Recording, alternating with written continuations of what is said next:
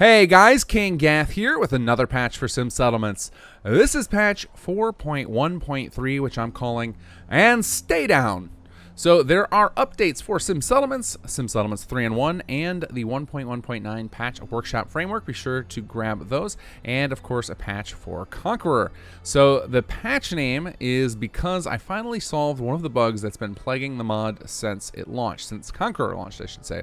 And that is the bug where during a vassal takeover, after you knocked everybody down and you got the completed quest indicator, then all of a sudden the civilians would all pop back up and open fire on you, and then you were forced to kill them.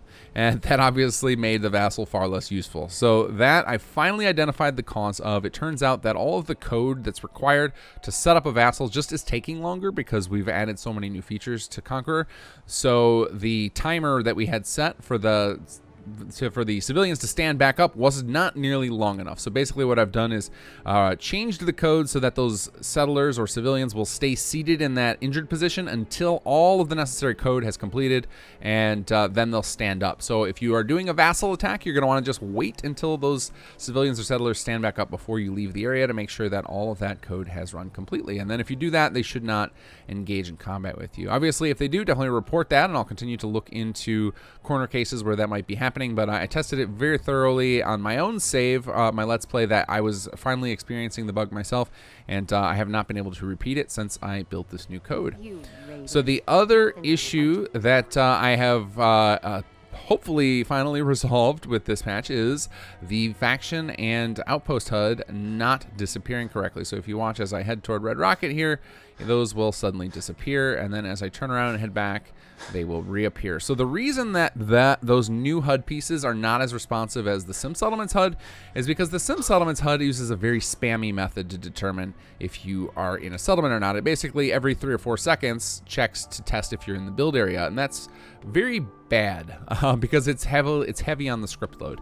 And obviously, I want to do everything in my power to reduce the script usage so that Sim Settlements becomes a slimmer mod. And so obviously, I have not wanted to break the core Sim Settlements code, so I've left that in there, but I didn't want to have 2 more of those checks running for these new HUDs. So instead, these are relying on a method for workshop framework that I added in for detecting settlement location edges, and there's just lots of corner cases that have to be dealt with, and that is all thanks to our masters at Bethesda who failed to identify all of the cells that are part of settlements correctly. So there are a lot of settlements that just aren't correctly tagged as part of the same location, and so the code fails to detect the edges. So I'm just continuously adding in extra little hooks to detect the specific settlements that are a problem. So if you guys continue to have issues with the HUD not disappearing or reappearing when it should, just let me know where it happened. Just report that on simsettlements.com in the forums, and that will help me further nail down all of these corner cases that I've got to deal with.